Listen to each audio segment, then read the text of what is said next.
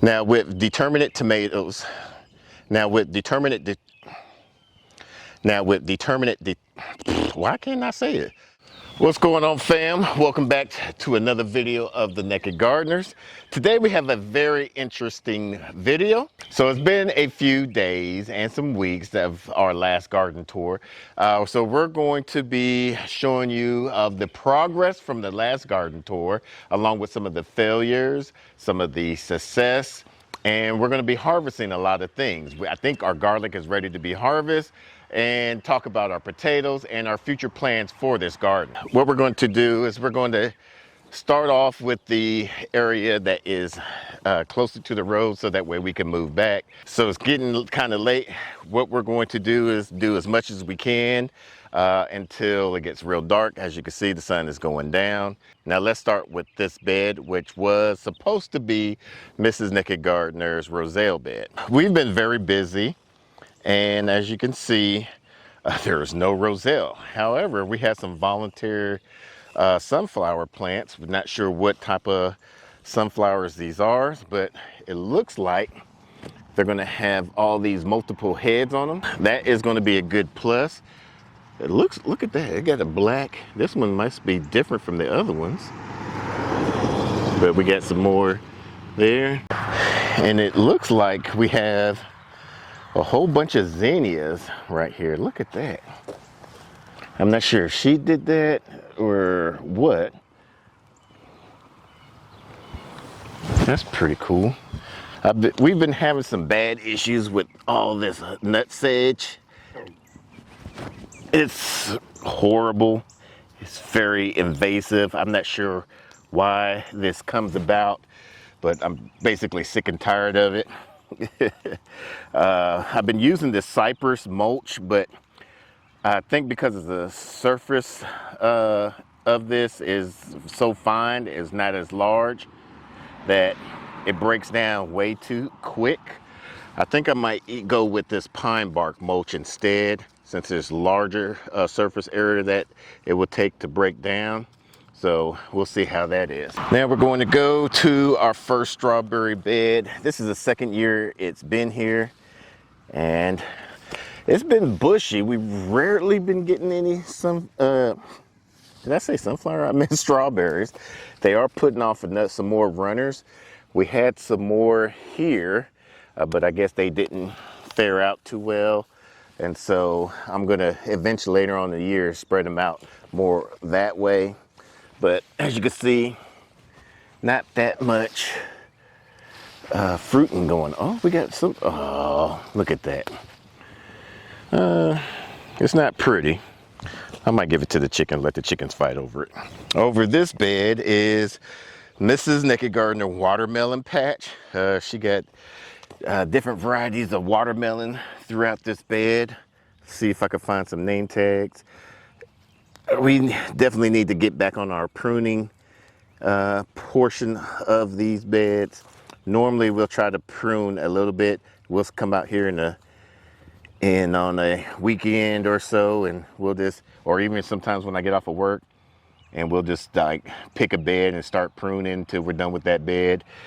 But I mean, it's not that bad, but that area, that walkway is really bad.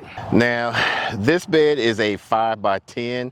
Normally you don't want to do more than 5 foot. You want to do at least a 4 foot, so that way you'll be able to reach across there when you're coming in from this side. Right here is our first time growing some blueberries. And I got this from the big box store, the orange big box store. Now, I forgot what variety they were. I got two separate varieties. One right here and another one right there. This salvia I transferred it from my parents' place once my pops died, to kind of do like a little remembrance of him, memorial shrine for him. So we put it in, actually it was over in that bed, and I decided to put it over here. The pollinators love this. They basically, during the day, they'll flock all over this and just love on it.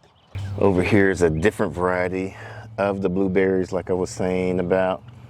I might have to put a tomato cage around these and put a netting to kind of protect it, because once these things go blue, these birds were going to try to flock all over it. This is our Mary's asparagus bed. This been in here for the 2nd year now. When it gets like this, we don't pick them unless they're thicker than a pencil. Don't see any that is sprouting up. I will. Now, most of the time, once asparagus doesn't make it to the kitchen because we'll come out here while we're doing playing out in the garden. Kind of help suppress the weeds. Really say playing, working, or unless you enjoy it, then it's playing out in the garden, and we'll just be munching on it while we're doing whatever task that we need to be doing out in the garden.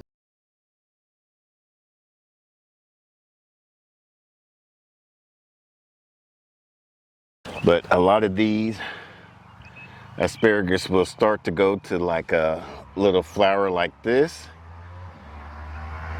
and then it will go into these little cherry balls, and then once they get like that, then when it's ready to harvest. Here is Mrs. Naked Gardener's another experiment doing some type of watermelon. Let's see what she faded off. That's the bad thing about these tags, they fade off. Over here we got some crawfish, a crawfish hole right there, another one right there. So it looks like they're doing pretty good. Look, they do need some fertilizer, so, and we have been getting a lot of rain, so that could be an issue. This is a hyssop. Oh, we got some bees. This is our hyssop plant, very fruitful. It's been here now for like 4 years. Well, not here, but in this container. But as you can see, the bees love them. It's part of the mint family. A very perennial, one of those things that you can just plant one time and let it go forever. All right, so here we have some type of, oh, we got some tomatoes growing right here. What I would do here is I would, since these are probably gonna be indeterminate tomatoes, let's see what we have here. Doesn't really say. Is for about your first 18 inches off the ground, I will prune them. So that way you can make sure that when the rain comes off of here, it doesn't splatter against there to cause any fungus. But we'll do that another time. So, but it looks like it got some great fruit growing already right there. And right there, I think these look like the yellow pear ones. And then we got some more over here. We got some zinnias growing. These are the dahlia zinnias. I believe that's what it says. Yeah, the dahlia zinnias. So this is the first time growing these. Looks like the missus has been topping these off to kind of make them bushier. So this is good. And I'm not sure what, these probably the same type of tomatoes. Look like that's what it is right there. The yellow pear tomatoes. Now here I had some Blue Lake bush beans, and as you can see, there are no Blue Lake bush beans. So I'm gonna try to do another round of these before it gets way too hot. This is some of the walking onion. I think I put like 2 or 3 right here, and it's just been bushing out. Here is where we were going to be putting.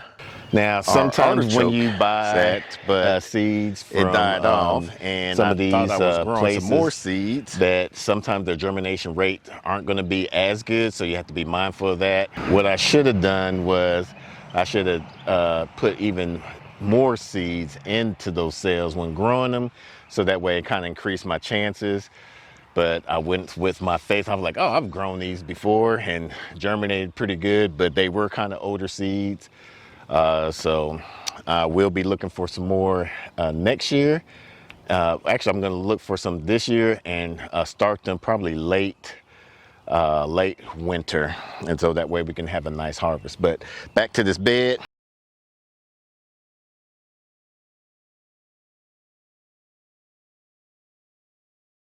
Here we have some chives, and I had some extra chives. I didn't know where to put them at. The missus was making some type of vinaigrette or oil by putting these heads into some vinegar, letting them seep, or what's the thing I'm going to, I guess, seep for like 6 to 8 weeks. And I'm not sure if I tried it yet. She hasn't told me, so we'll find out later. I put these here. I didn't know where else to put them at. These are supposed to be perennials. These are plain, I can never say that word, but I'll put it on the screen. But these are beautiful. I love those. We have some cilantro that's going to seed. So we're going to be collecting those seed, which is basically coriander that we can be putting into different dishes. You could roast it into like some seasonings to enhance them, some of your food dishes. And then here, I forgot what I put over here. Oh, these are straw flowers that I got from Mary Heirloom Seeds. Man, this crabgrass or Bermuda grass is just something fierce. Look at that. But I did that here. I've never grown straw flowers before. What in the world? Look at that. That doesn't make any sense. Never never grown any straw flower before. If y'all have grown them before, comment down below, let me know. Then this is where one of the artichokes were located at, and now, as you can see, along with the grass that's out here, we have some type of volunteer squash plant, unless the missus has transplanted something in there. Who knows? Here is our lettuce bed. We have different varieties or 2 different varieties. We got Salvanova and we got some Cherokee. It's been getting a little bit too hot. Now these are heat tolerant plants, but as you can see, I'll get this one here. It's kind of spreading out too much. You wanted a thick stalk, a bushier stalk. So what I'm going to do with this is, since we have animals on our homestead, we're going to be giving some of these out to them. Now with rabbits, what I learned is that rabbits can't eat as many lettuce as these because I think it's toxic to them. So we got to be mindful of that. Luckily, we have other animals like chickens that would love to eat these. We have pigs that would love to possibly eat these. So that's one good thing about having animals on the homestead. On the border of here, we have some more tomatoes. This variety is once again the yellow pear variety. I'm going to be pruning some of these off because I want to make sure we have some nice airflow. And then I'm going to stake them up since they're tall enough to reach the trellis here. Make sure I get a clean cut. Just like that. All right, so in here, we try to grow some watermelon. Looks like we have a volunteer watermelon plant that probably germinated from last year on this trellis. And I think we had like 2 or 3 loofahs on this trellis, and it got so much loofahs growing on here that it basically bent and shadowed this whole area. So this trellis basically came off of here. So if you're doing loofahs, you only need about one seed or 2 seed at the most, and that'll get you a nice harvest. We have so much loofahs right now, we don't know what to do with it. But I'm gonna finish harvesting the rest of this lettuce and then show you our failures in these beds.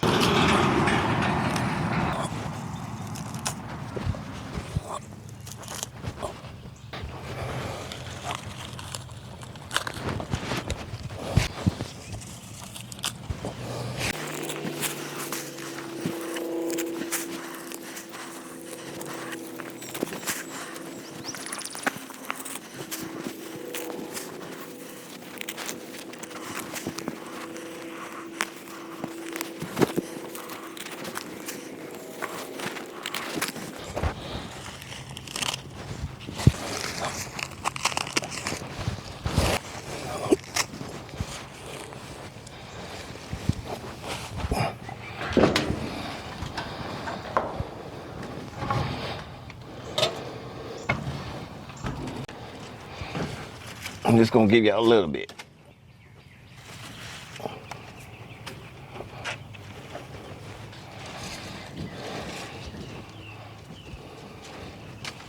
Y'all get a little bit too.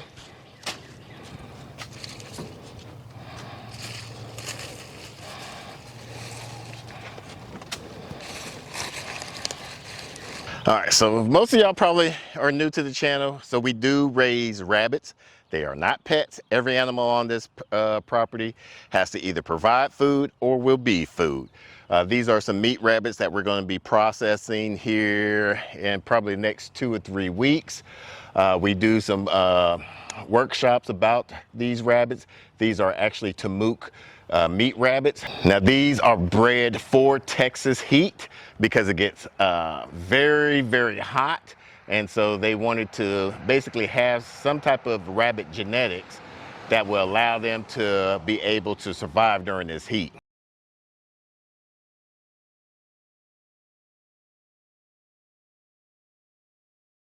And this row right here is our potato bed. This is our first time growing potatoes like this. This is supposed to be the root stout method. And I think we're getting kind of close because we're getting some flowers on here. And what that means is it's going to the end of its season. And it's basically telling the plant that, hey, I've done what all I can. It's time for me to reproduce into other seed potatoes, I guess. Or now this is our first, like I said, this is our first time growing potatoes like this. Interesting. Once these die off, anyone has ever grown potatoes as the root stout method, basically hay on top of the seed potatoes, comment down below. Let us know when do y'all harvest them and how did y'all go about doing it. Normally, we like to grow our potatoes into like pots because it's easy to contain, easy to harvest. Apparently, this way is supposed to be a lot easier to harvest your potatoes. We'll find out later.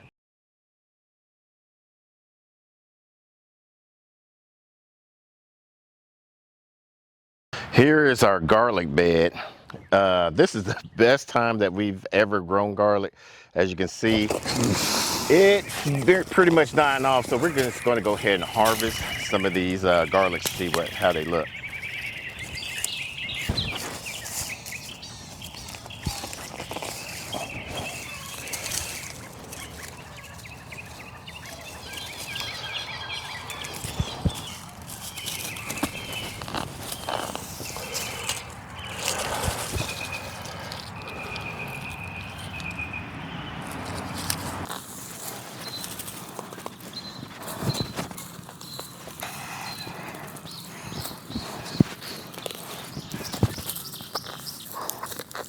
Oh, wow. Oh, wow.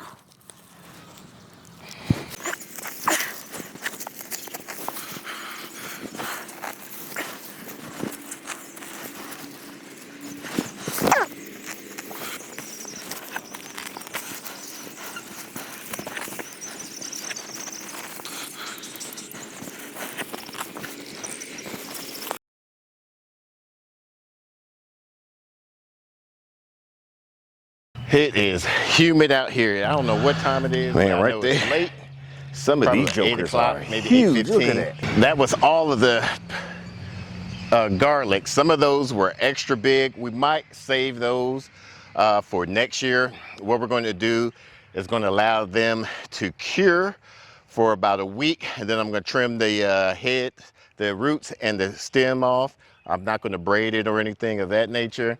And then what I would do, I think I found a way to get these large bulbs. If you want to learn about that, stay tuned. You're going to have to wait till the fall time. So if you haven't done already, make sure you hit that subscribe button. And if y'all watching this video and y'all not new here, go ahead and hit that like button. For those that are new to the channel, let me introduce myself. My name is Sydney, AKA Naked Gardener. The Mrs. is Tori, aka Mrs. Naked Gardener. We started off as urban backyard gardeners in the Dallas area, outgrew that space and decided to sell that space to move up north, East Texas, to buy this 6.5 acres. Now we're able to grow a lot more food. Our main goal for this year is to basically produce a lot of food where we can store, can, or do whatever to keep a longevity shelf life, so that way when stuff happens, or if it happens, we won't be in need. If that's something that you're interested in, make sure you hit that subscribe button. And if you like this video so far, make sure you hit that thumbs up.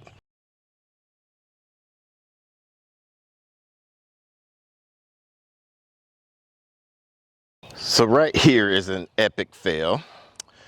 This was supposed to be our okra bed. I think we just got out here too late. We didn't even really mulch it, and even the amaranth that we transplanted in there just died off. I think there's still hope. I'm going to eventually mulch this and water it real heavily, so we'll see how that goes. Over here is the Mrs. Naked Gardener's muscadine vine. It has grown a lot. I noticed that it has tendril where it grabs onto each other. Oh, look like we might get some fruit on there, or might be some extra leaves. I doubt that we will get anything on here because this is the first year with this. This is a different muscadine plant that is growing. She got these from a root stock from the local nursery. Now they say you're supposed to have right here, at least we have two varieties or two tomatillos, whatever tomatillo plants, to be able to be producing a lot of the fruit of the plant. Well, I don't know. Some people say things. I think next year I'm going to try that out.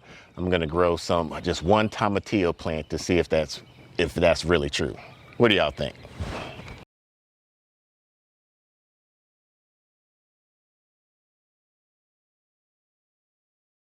This bed is our purple passion asparagus bed. Once again, it's going to seed. As you can see, got these little pods right here. I thought I saw some that was ready to harvest. Oh, yeah. Guess I got out here too late. It was this one. Not sure.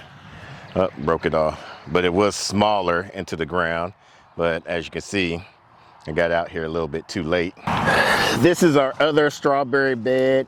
Ooh. Got some nice little fruit off of that.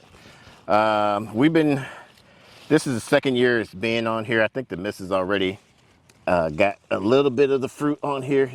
And this one's a nice one. And we had recently went to a strawberry patch. It was a pick'em, one of those you pick strawberry patches. And oh my goodness, they had some delicious, juicy strawberries. I tried to get some of the runners and transplant them into the other strawberry bed, but yeah, that heat that we just had recently was a no-go. See if I can find some more good strawberries. I don't see any runners on here. We were having some pill bug issues. We put look at that. We put some pill bug sluggo imitation on here, and it basically helped out a lot. So I can't complain about that. I've been trying to look for some sluggo. One of our friends and viewers, Salty Homestead, she said she bought some from Home Depot online. They only had it online. I'm waiting to see how that turns because I tried to find some. I couldn't. All right, it's getting dark out here. Home Depot online, they didn't have it. Get me some nice little strawberries. I wonder if I should go to another location. So what we'll probably do is wrap it up for today and continue on tomorrow to show you some of the failures that didn't go too well.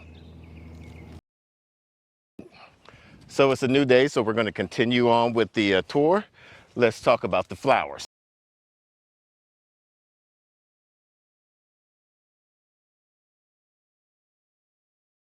So in each of these beds, I have a particular flower. Well, not a particular flower, a flower. And each flower is something different. It's going to help bring pollinators and also hopefully deter pests. Man, that has gotten bushy since the last time I've seen that. We have some volunteer chamomile. This right here is our pepper bed right here. And I'm going to tell you about the mistake I made in here. Right here, I have either some parsnips or some rutabagas. I forgot which I planted right there, and it's looking pretty good right now. Let me take my hand out the way so you can get in focus. I am really loving that right there. Right here we have some Cosmo. Never grown Cosmo before, so I'm not sure how this is supposed to turn out. Who knows? With this bed, I have some onions with the pepper bed, and what I've been doing is I've been going around the plant and pushing it around to kind of get a nice bulb, help it bulb out a little bit. Something I didn't kind of go as you can see, we got some more lettuce. I'm going to take a lot of that lettuce off. Cutting it at the base, the stem of the plant, and I was harvesting it that way. The reason why I left the root into the ground is because I want that to decay and feed back into the soil. That's one of the options you can do. Here is another option you can do when you're harvesting your lettuce. It's called a cut and come along.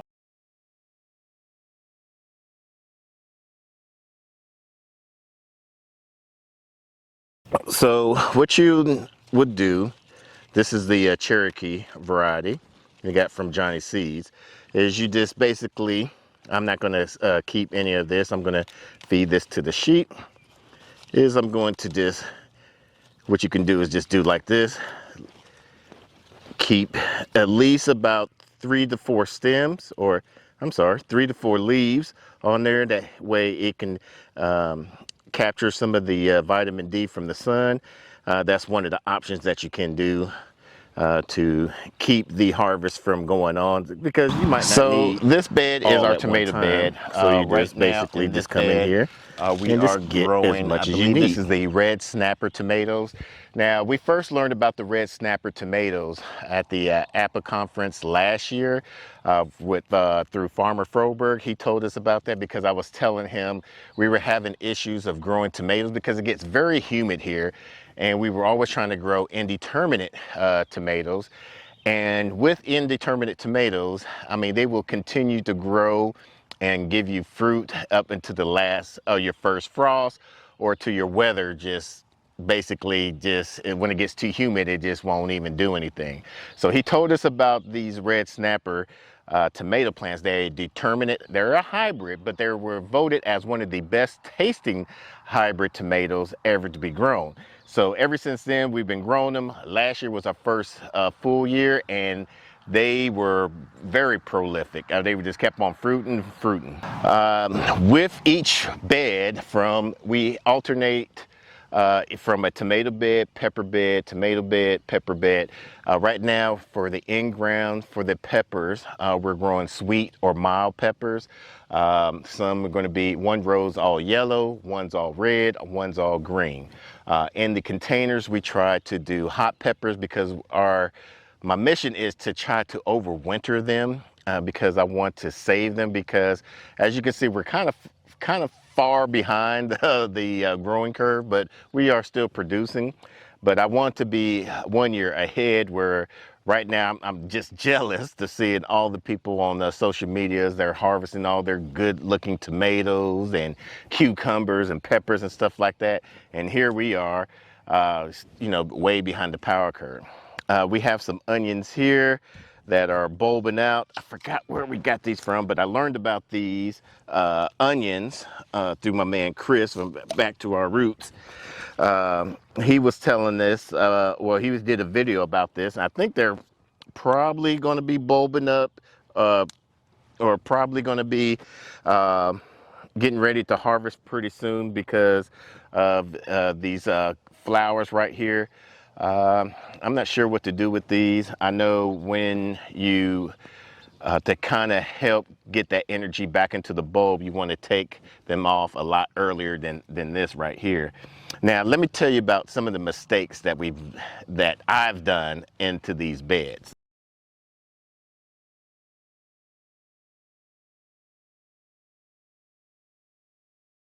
So this was one of the mistakes. Well, this was the mistake. These were supposed to be bush beans. And as you can see, they're not bush beans. They're up here climbing on this trellis here. And our pepper basically drowned out our pepper. And it makes it so bad as I had a very good height, I thought, on these peppers. But I guess the green beans were more prolific than the pepper itself. So what I have to do is I'm gonna have to take these out. I hate that I have to do this, but I want to have some peppers. I'm not sure what peppers these are, probably be the green peppers, but in these pepper beds, I'm gonna have to take these out. So the reason why I wanted to grow these beans in our beds is because we did a soil test. Man, these got some deep roots too. Look at that. The reason why I wanted to grow these beans is because they'll take the nitrogen out the air and transfer them back into the soil. And we were very low in nitrogen when we oh, we got some beans already. Too bad they small. Look at that. We did a soil test and it showed that we were very low in nitrogen. Oh man, got some. Oh man, look at that. Some good old beans. And then you could see right here, not sure if it could pull up on the camera or not, but you see all these little nodules. That's where it's supposed to store all the nitrogen. Now, somebody was saying, one of the viewers on the last video, when I was talking about this concept, was saying that you're supposed to, that's not how it works. It probably isn't, but I gotta try something to be all natural as best as possible. I think the person was saying that you're supposed to let it die off and till it back into the ground. But man, the sheep are gonna love that. It wasn't one of our main objectives in growing this. Our main objective was try to have something all natural to be put back into the ground, all to be a fertilizer as possible. So it is what it is. We're still going to try something out here. I'm gonna harvest some of this lettuce, get it out the way, feed it off to the rabbits again. But man, this would have been a good thing, but it was just overshadowing our peppers. So luckily I only have the beans in these 2 rows. I was going to do another succession sowing about 2 weeks in the next 2 beds and just kind of do it every month of a succession planting. But what I found out from that failure was now I'm going to wait till the plants get at least about 1 foot to 2 foot tall before doing that again. Now with determinate tomatoes, you don't have to prune them like you do with indeterminate tomatoes because you want them to be bushy. They will set out as much fruit as they're born or has God or whoever created those seeds to do, and then it will die off. They only get anywhere from some goes from as tall as 1 foot up to about 5 to 6 foot. And once they basically burn out all their fruits, they die off. That's why that's why you should succession plant these.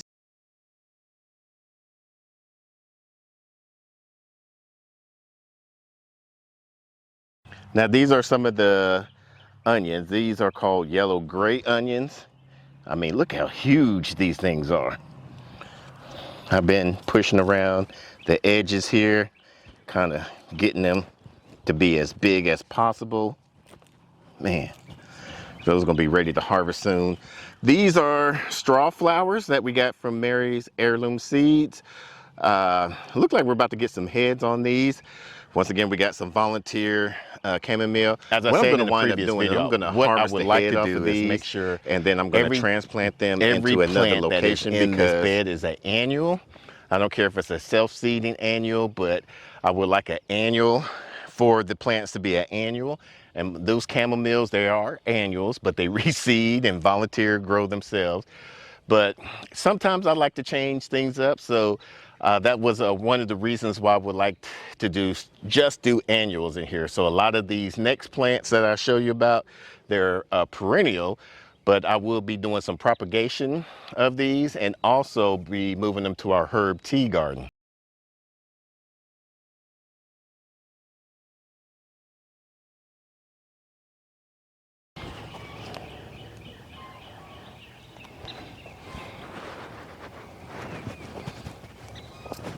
Ooh, I think this one's ready to be harvested. It's leaning over.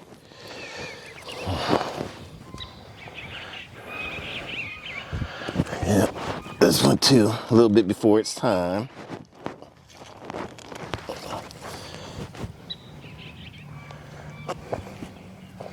Got some volunteer collards right here.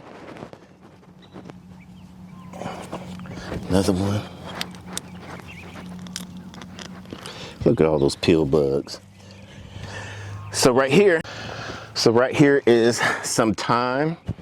We've had this at our previous location when we were urban gardeners in the Dallas area. Decided to transplant it into the ground, and it's been flowering. This will be moved over to our herb garden bed. It's a long They time have coming. Different beneficials to your body. that is beautiful. Now, do your with own research. I'm not a perennial doctor, so herbs I like can this, say what they possibly are known to do, but you definitely want to check it out on your own.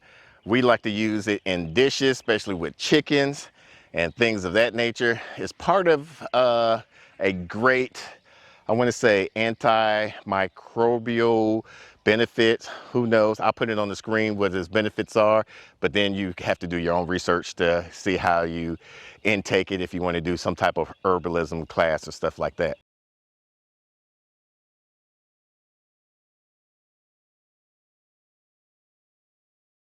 So right here we have some oregano along with some wild acorn that probably a squirrel dropped in here.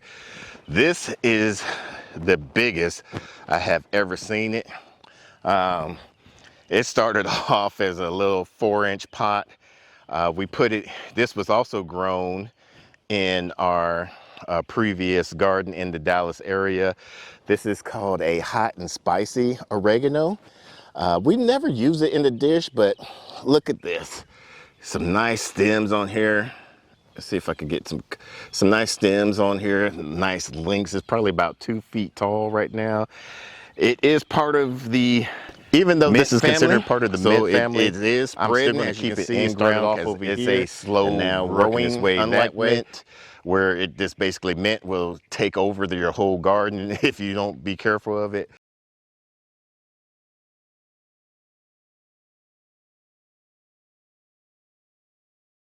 This sage is flowered for the 3rd time right now.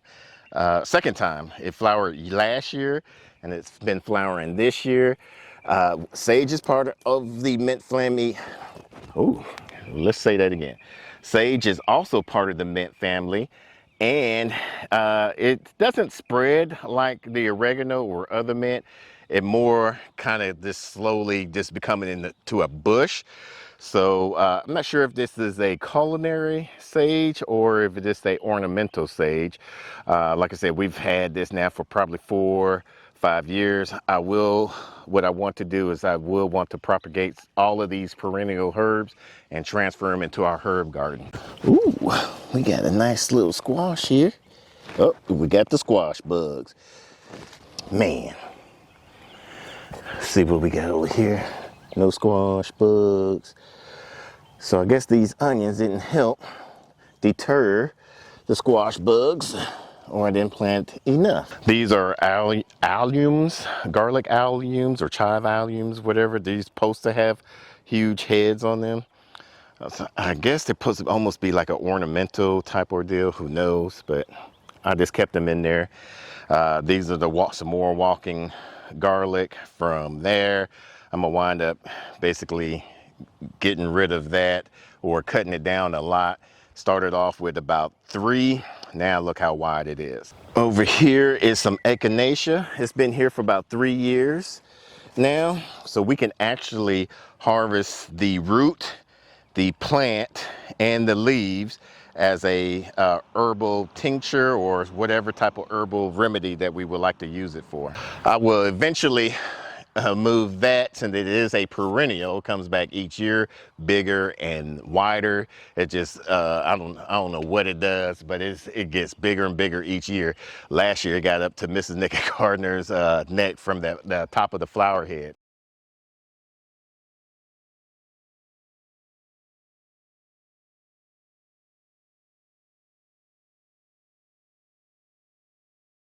Editing sitting here, so I don't know what happened at the end of the video. It either got corrupted or I didn't hit the record button, but either way, what I was talking about was during our International Naked Gardening Day, we were going to randomly select a comment of our video that was talking about the soil test kit, and that random winner is this. So Meg, congratulations for winning this soil testing kit. If you would be so kindly to email us your mailing address so we can mail you out this soil testing kit. So for those that didn't have a chance to win this soil test kit, you still have a chance to grab one for yourself by going to the Redmond website. Now they have a culinary items and some agricultural items. We use both. As you can see, we have also livestock on this farm.